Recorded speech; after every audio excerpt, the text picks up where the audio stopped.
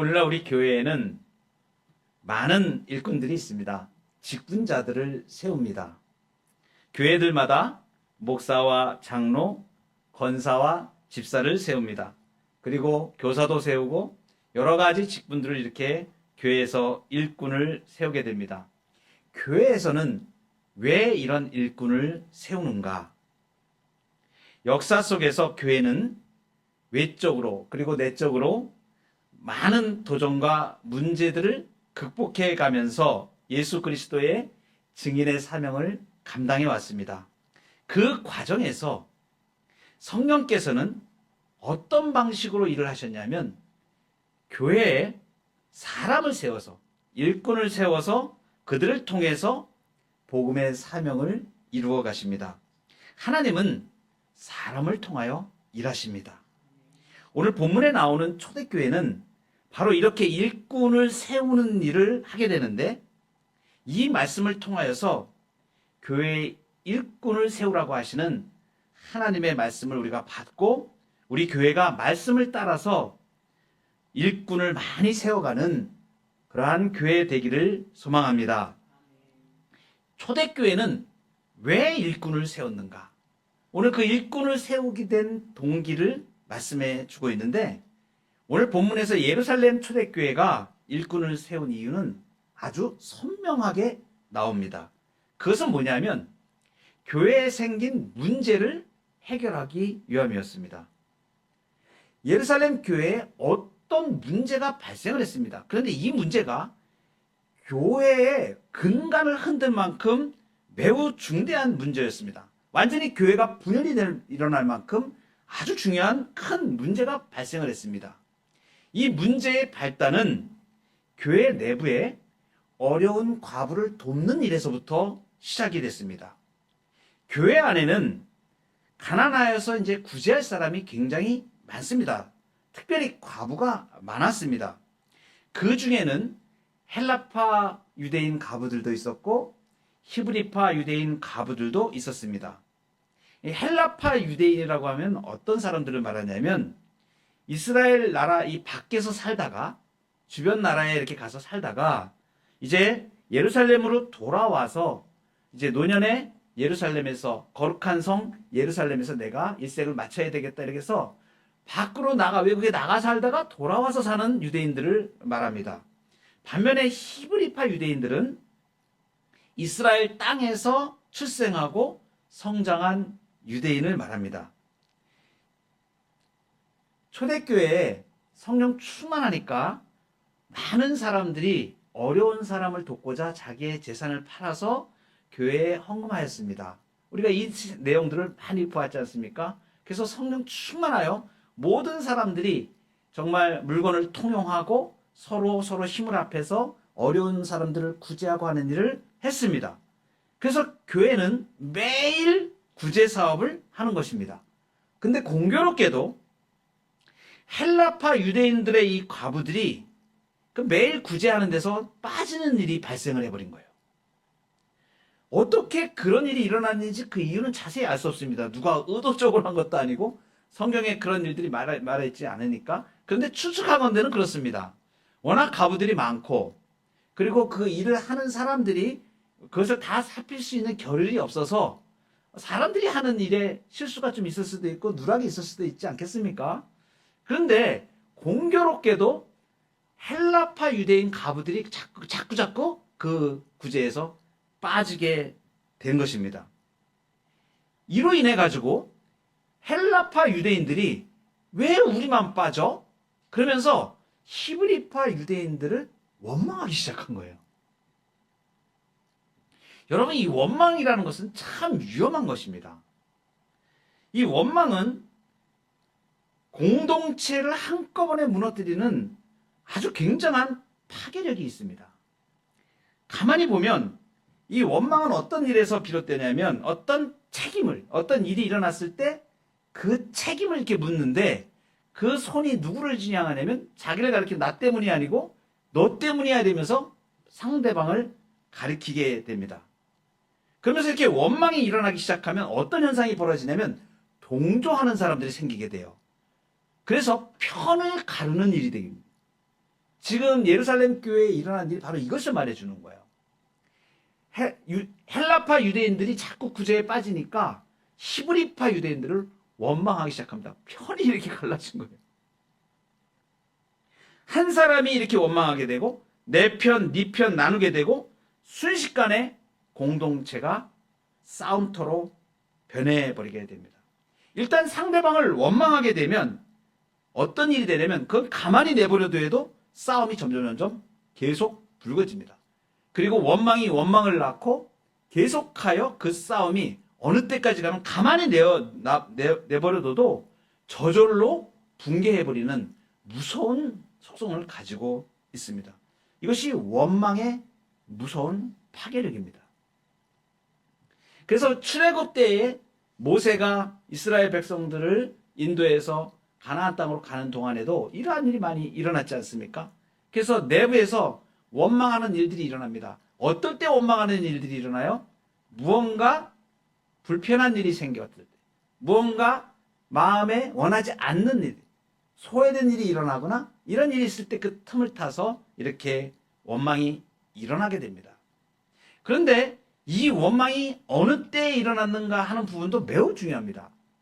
오늘 우리 본문에 보면 그때에 이렇게 6장 1절에 시작을 합니다. 그때에 원망이 일어났다 이렇게 하는데 그때가 언제냐면 바로 앞에 사도행전 5장에 있었던 사건들을 보면 압니다. 어떤 일이 있었습니까? 아나니아와 삽비라가 위장된 헌금으로 교회 내부를 뒤흔든, 그래서 두 사람이 3시간 간격으로 죽어나가는 일이 있었지 않습니까? 교회는 이것을 슬기롭게 극복을 하고 도전을 물리쳤습니다. 그리고 난 이후에 남녀의 큰 무리들이 교회에 오기 시작하였죠. 그리고 또 바로 앞에는 어떤 일이 있었냐면 산헤드린 공회에 사도들이 붙잡혀가서 신문을 받고 능욕을 받고 풀려나온 일이 있습니다.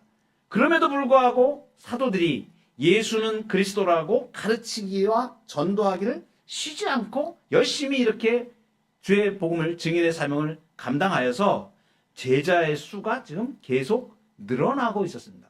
폭발적인 부흥이 일어난 것입니다. 여러분 이 초대교회 예루살렘에 일어났던 이 부흥은 시기적으로 보면 시간적으로 보면 굉장히 짧은 시기입니다. 이 역사 속에서 교회의 역사 속에 이렇게 하나님께서 이러한 부분들을 계시해 주신 이유가 있어요. 그것은 뭐냐면 오순절 성령의 충만함을 받아서 이제 예수님께서 승천하시고 부활하시고 승천하셔서 주의 몸된 교회를 이 땅에 세우는 일을 성령을 보내셔서 하시는데 그 시기는 처음 교회가 이제 세워지는 시기 아닙니까? 그러니까 이 시기에 집중적으로 하나님께서 막 역사하시는 거예요. 교회를 이제 뿌리내리게 하시기 위해서. 그래서 아주 강력한 일들이 일어나죠. 그래서 성전 미문에 앉아있던 40여 년 동안 자기 발로 땅을 걸어보지 못한 그러한 장애인이 일어나서 걷는 일이 일어났고 그러한 놀라운 사건들이 일어나면서 어떤 일이 있냐면 하나님께서 사람들을 막 붙여주시는 거예요. 그래가지고 3,000명, 5,000명, 여러분 이 3,000명, 5,000명 어마어마한 숫자입니다. 이 사람들이 한꺼번에 예루살렘 교회에 그리고 성전에 모여서 솔로몬 행각에 모여서 말씀을 연구하고 사도들을 따르고 정말 그 당시로 생각해 보면 유대 종교 지도자들이 가만히 있을 수가 없는 상태였죠. 그렇게 부흥하는 걸 보면서 자기들이 죽인 예수 그리스도를 부활하신 예수 그리스도라고 그렇게 믿고 따르는 무리들이 점점 늘어나는데 종교 지도자들이 가만히 있었겠습니까? 가진 권력을 사용하여 교회를 핍박하고 압박하고 그러니까 외적으로 엄청난 핍박이 일어나고 내적으로 아직 교회가 질서가 잡히지 않고 여러 가지 초기의 일들을 해나가는 이런 시기였던 것입니다. 하나님께서 지금 이 예루살렘 교회에 이러한 일들을 통하여 하시는 뜻이 있으신 거예요. 교회는 문제가 없는가? 교회는 많은 문제가 있습니다. 왜 그러냐면 구조적으로 교회는 하나님의 나라를 확장해가는 예수 그리스도의 증인으로 서가는 일을 합니다. 그러니까 이 교회는 항상 누구의 표적이 되냐면 사탄의 표적이 됩니다. 사탄이 가장 싫어하는 것이 예수 그리스도의 나라가 서가는 것입니다. 그러니 발악을 안 할 수가 없죠. 그래서 어떻게 하냐면 교회를 허물기 위하여 사람들의 마음을 조장하고 원망하는 일이 만들어지게 하고 이렇게 교회 내에 침투하는 것입니다. 이 사탄의 역사가 바로 이렇게 교회의 역사 가운데 수없이 많이 지금 왔었고 오늘날의 우리 교회도 이러한 사탄의 영적인 이러한 도전에 항상 놓여 있다는 것을 말해줍니다. 그래서 교회 내에 원망이 생기는 거예요. 여러분 원망하지 마시기 바랍니다. 원망은 교회를 허무는 가장 중대한 이슈가 됩니다. 그래서 이 일이 일어났을 때 이 교회가 어떠한 일이 일 때문에 일어나냐면 구제하고 어려운 이웃들을 돕고 주님의 말씀을 증거하고 복음의 역사를 이루어가는 이 아주 부흥하던 때에 지금 이 원망 사건이 일어나는 거거든요. 그러면 우리 교회가 그렇다고 우리 그 성도님들이 이제 무사 안일주의로 나가면 일을 안 하면 되지 않느냐 이렇게 생각하는 사람들이 있어요. 교회는 항상 주님이 주신 일을 하게 되어 있습니다. 겁을 내지 마시기 바랍니다. 어떤 분들은 일하다가 어떤 문제에 부딪히면 내가 안 하고 말지, 내가 이렇게 이런 소리를 들어가면서까지 해야 될 필요가 뭐가 있나, 이런 분들이 있어요. 항상 앞서서 일하는 분들은 항상 비난의 표적이 되기도 쉽고 또 도마 위에 많이 올라가게 됩니다. 그거는 저도 여러 번 경험했습니다. 제가 성격상 교회에 어떤 일을 하게 되면 앞서서 일하고 그냥 대충대충 하는 성격이 아니고 열심을 다해서 충성을 다해서 하는 그런 성격이 있어서 제가 그런 일을 하다가 보면 많은 사람들이 부평도 하게 되고 사람이 이 일을 하는데 맡기지 않지는 않잖아요. 어떨 때 실수할 수도 있고 또 여러 사람들을 이렇게 같이 하는 이러한 일들을 진행하다 보면 한쪽은 만족을 하는데 어떤 분들은 거기에 또 소외될 수도 있고 이런 일이 일어날 수가 있습니다. 오늘 교회에서 일어날 일이 바로 이런 일들이에요. 초대교회에도 굳이 하는 일이 얼마나 놀라운 좋은 복된 일입니까? 그렇게 과부들을 섬기고 매일의 구제를 해나가고 있는 이 일인데 근데 그 일 때문에 지금 원망하는 일이 생겨난 거예요. 사탄이 이렇게 섰다고 생각할 때 부흥하려고 할 때에 하나님의 말씀을 따라서 교회가 나가려고 할 때에 사탄이 이렇게 우리를 공격할 수 있다는 것을 말해줍니다. 여러분 이때 사도들이 어떻게 대응을 합니까? 이 사도들이 지금 이 영적으로 이것을 감지한 거예요. 교회에 지금 원망이 일어난 사건이 벌어졌으니까 놔두지 않고 바로 조치를 취합니다. 바로 조치를 취하는데 거기 보면 2절에 보면 12사도가 모든 제자를 불러 이르되 이렇게 말씀해요. 다 모으는 거다. 모은 성도들을 다 모으게 해가지고 선언을 하는 것이죠. 사도들의 제안은 분명합니다. 뭐냐 하면 우리는 기도와 말씀 전하는 일에 집중하고 이 구제하는 일을 7명의 전담자를 뽑아서 맡기도록 합시다. 일꾼을 세우는 일. 그런데 이 말을 모든 무리가 교인들이 다 기뻐했다고 말씀하고 있습니다. 그래서 7명의 일꾼을 뽑아서 사도들이 기도하고 안수하여 그 직분을 맡깁니다. 그래서 교회는 지금 분열의 가장 중대한 위기에 딱 놓여있을 때에 일꾼을 뽑아서 이 분열의 위기를 벗어납니다. 여기서 우리는 굉장히 중요한 사실을 알게 되는 거예요.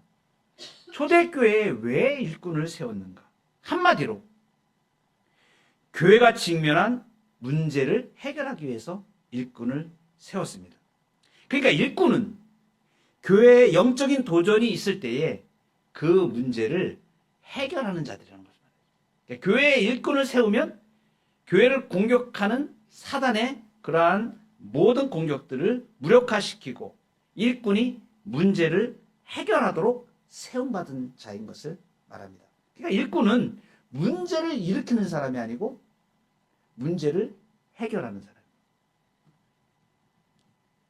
오늘날 이 일꾼의 아주 중요한 원리들을 알지 못하고 혹가다가 교회 내에 일꾼된 자가 오히려 주님의 일을 방해하는 문제를 해결하는 게 아니라 문제를 일으키는 사람으로 둔갑되는 경우들이 있습니다. 무엇 때문에 그런가?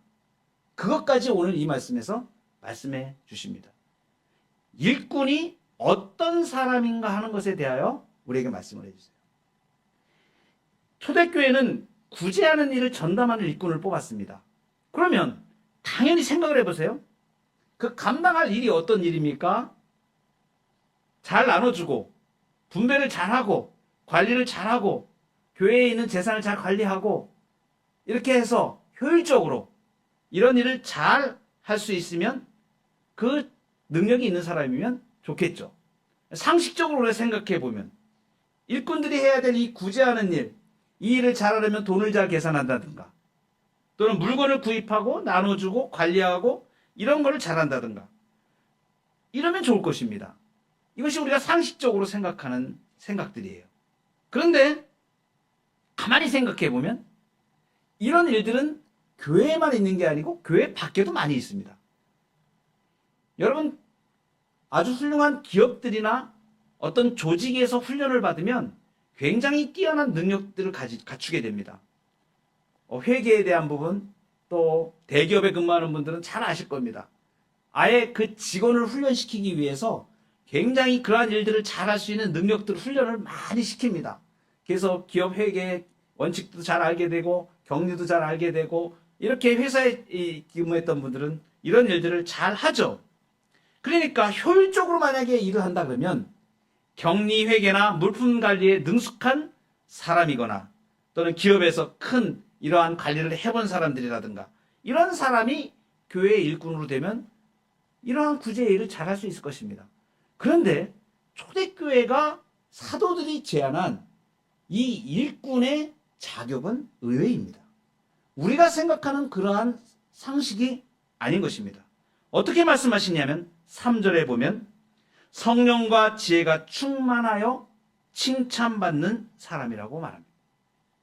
여러분, 이 교회 앞에 일꾼을 세우는데 이 일꾼의 조건이 구제하는 일 이런 거를 아주 명석하게 영리하게 잘할 수 있는 능력 있는 사람이 아니고 성령과 지혜가 충만한 사람 그리고 칭찬받는 사람이라고 이렇게 설명해 주고 있습니다. 5절에 보면 이 말씀을 따라서 교회가 선출을 하는데 어떤 사람을 뽑냐면 온 무리가 이를 기뻐하여 믿음과 성령이 충만한 사람 7명을 뽑았다고 말씀합니다. 그러니까 구매, 격리, 회계, 효율적인 분배, 관리 같은 일을 하는 사람에게 성령 충만, 지혜 충만, 칭찬 이런 믿음 같은 자격 요건을 요구하는 어떻게 보면 비효율적인 것 같고 모순 같아 보이는 이 요건의 의미가 말해주는 바가 무엇인가? 교회의 일은 세상의 일과 같아 보여도 교회의 일은 차원이 다른 영적인 일이라는 것을 말씀하시는 것입니다. 교회 안에서 주님의 이름으로 행해지는 일은 본질적으로 영적인 일입니다. 세상에서 하는 일과 교회에서 하는 일이 별반 다르지 않고 같아 보인다고 할지라도 전혀 차원이 다르게 됩니다. 오늘날 교회 안에서 많은 일꾼들이 교회의 일을 하면서 빚어지는 갈등의 원인이 바로 이것을 잘 깨닫지 못하기 때문입니다. 교회가 행하는 일은 그 일이 영적인 원리로 행해야 되는 것입니다. 여러분, 교회는 민주주의가 아닙니다. 민주주의의 대표적인 것을 보면 우리가 12정탐꾼을 뽑아서 가나안 땅을 정탐하게 했던 민수기의 사건을 우리가 떠올립니다. 12명을 가나안을 정탐하게 해서 40일 동안 지도를 그리게 하고 이렇게 해서 우리가 들어갈 땅 그것을 명확하게 정탐을 하고 와서 12명이 되는 사람이 보고를 하는데 그 중에 10명이 어떤 보고를 합니까? 그 땅의 사람들은 정말 땅은 좋은데 그 땅의 사람들은 기골이 장대하고 우리는 그 사람들에 비하면 메뚜기 같습니다. 그래서 그 땅을 악평합니다. 그래서 많은 백성들이 그 10명의 사람들의 얘기를 듣고 대다수 아닙니까? 12명 중에 10명이나 되는 사람들이 말하니까 이스라엘 백성들이 그 자리에 펄썩 주저앉아 가지고 몇 시간도 아니고 밤새도록 통곡하면서 우리가 여기서 죽는구나 이렇게 하면서 통곡을 하는 사건이 벌어집니다. 두 사람이 갈렙과 여호수아예요. 아니다. 그 땅은 저 사람들이 말한 대로 그 사람들은 굉장히 기골이 장대하고 그 성읍들은 강대하다. 그런데 하나님은 우리에게 그 땅을 주셨다. 이것이 약속이다. 저 사람들은 그래서 우리 밥이다. 이렇게 얘기를 하죠. 만약에 대다수 다수결로만을 결정했다면 그 교회의 운명, 이스라엘 구약 교회의 운명은 가나안 땅으로 들어가지 못했을 것입니다. 결국 하나님께서 그 사람을 들어서 하나님의 사람을 들어서 일하시는 것을 볼 수가 있죠. 여러분 이 원리는 오늘도 우리에게 동일합니다. 교회는 하나님의 가치 기준으로 일하는 곳입니다. 여러분 성령과 지혜가 충만한 사람이라는 의미는 아주 굉장한 의미를 가지고 있습니다. 그러니까 어떠한 일을 결정을 할 때에 이 결정을 누가 하신다는 거냐면 사람을 통하여 하시는데 하나님이 하시는 거예요. 성령과 지혜가 충만한 사람은 내 지식과 내 감성과 내 의지를 누구에게 맡기고 살아가는 사람이냐면 성령에 의탁하여 사는 사람.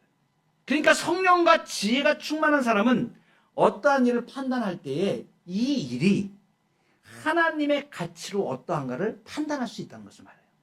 그런데 세상에서 아무리 좋은 훌륭한 훈련을 받고 그런 능력이 뛰어나고 회계 능력을 가지고 있고 관리 능력을 가지고 있다 하더라도 이렇게 영적인 문제를 갖추지 못하면 성령이 충만하지 않으면 반드시 그 일을 하는 것들마다 분란을 일으키고 결국은 교회에 큰 해를 끼치게 됩니다. 저는 오랫동안 신앙생활을 하면서 안수집사로 또 회계교회, 그 교회의 회계를 전담하는 회계집사로 또는 장로로 수많은 일들을 해왔습니다. 많은 일하는 것들을 보면서 안타까운 사건들을 너무나 많이 봤었어요.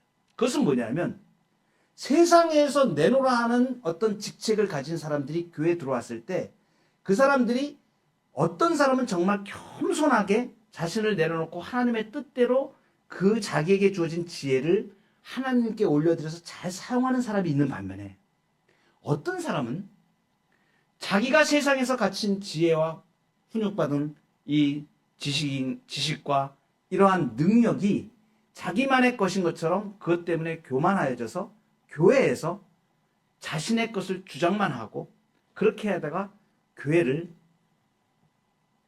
아주 힘들게 만드는 그런 일꾼들을 너무나 제가 많이 보았습니다.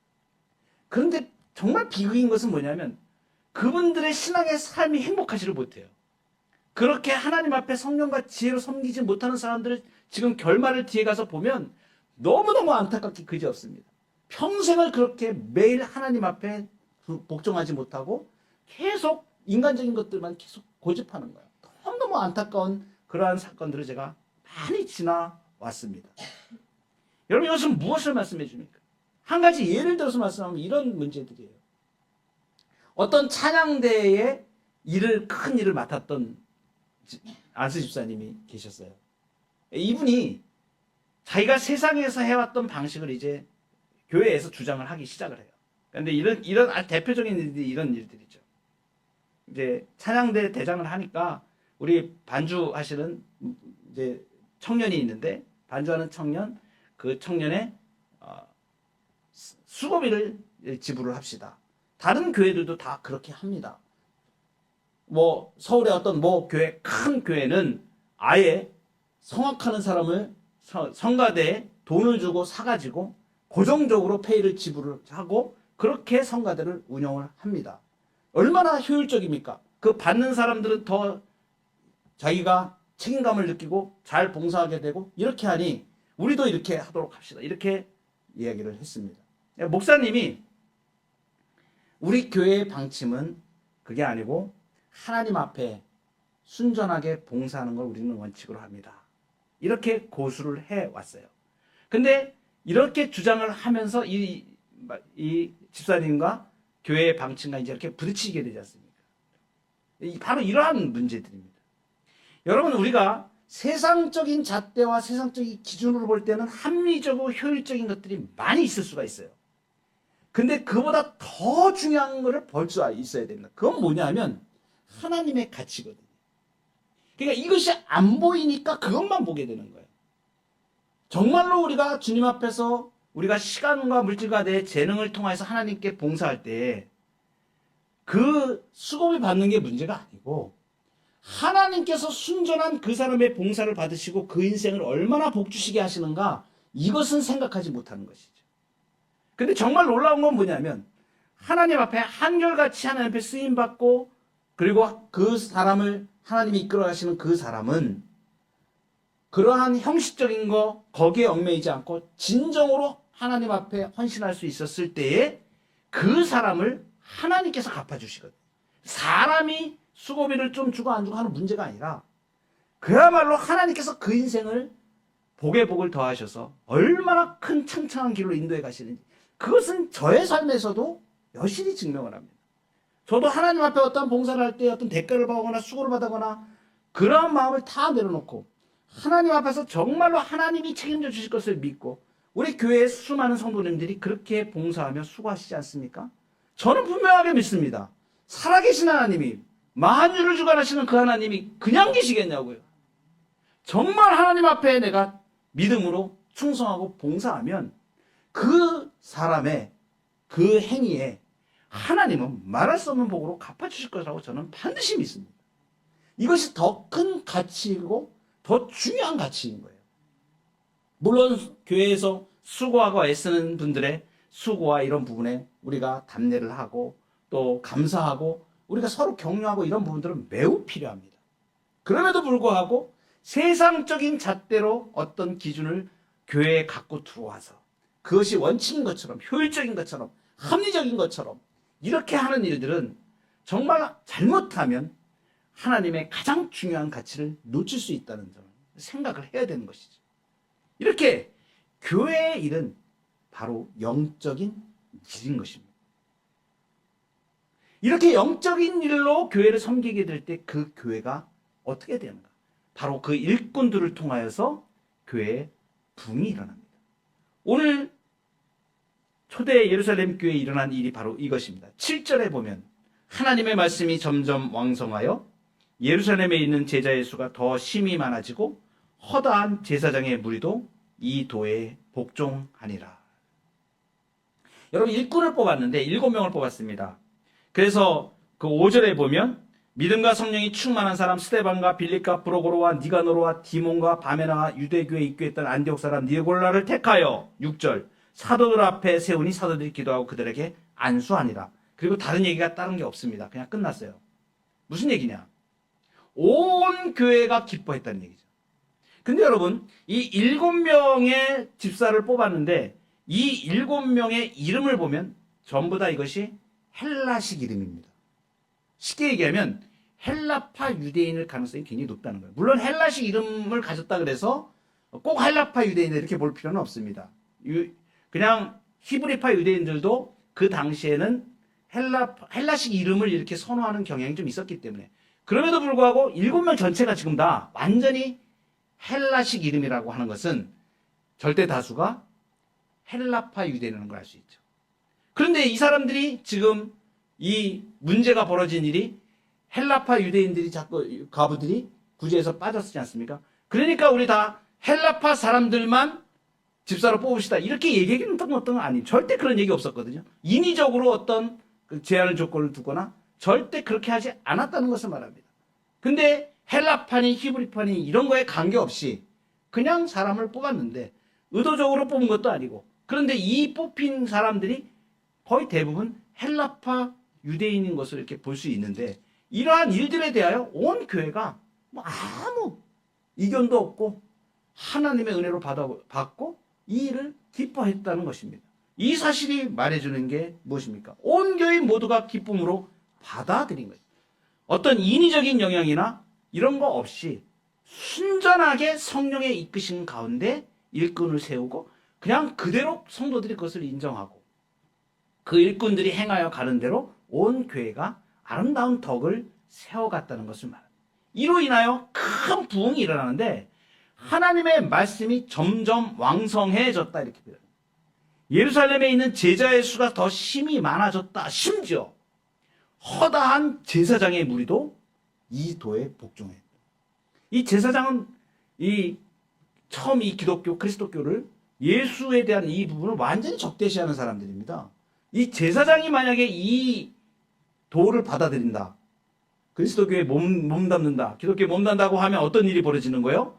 자기들 유대 제사장으로서 가지고 있는 누릴 수 있는 모든 특권과 위협받을 수 있다는 것을 말하는 거예요. 그럼에도 불구하고 이 도에 복종해 왔다는 일들이 일어난다는 것을 말하는 것이죠.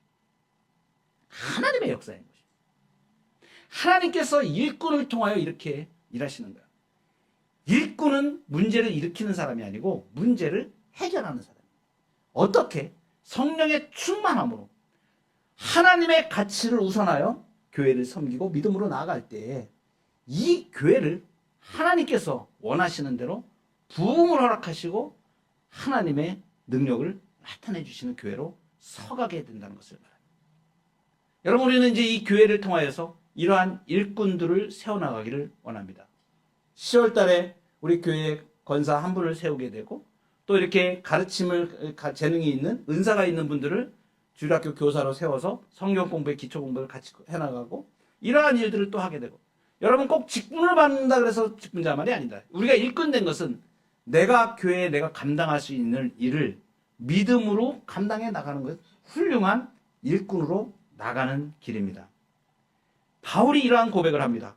이 복음을 위하여 그의 능력이 역사하시는 대로 내게 주신 하나님의 은혜의 선물을 따라 내가 일꾼이 되었노라. 일꾼이 되시기 바랍니다. 하나님의 은혜를 따라 복음을 위해 교회를 위해 여러분의 삶을 헌신하고 예수 그리스도를 따라가는 복된 그리스도의 일꾼으로 서가시기를 주의 이름으로 축복합니다. 기도하시겠습니다.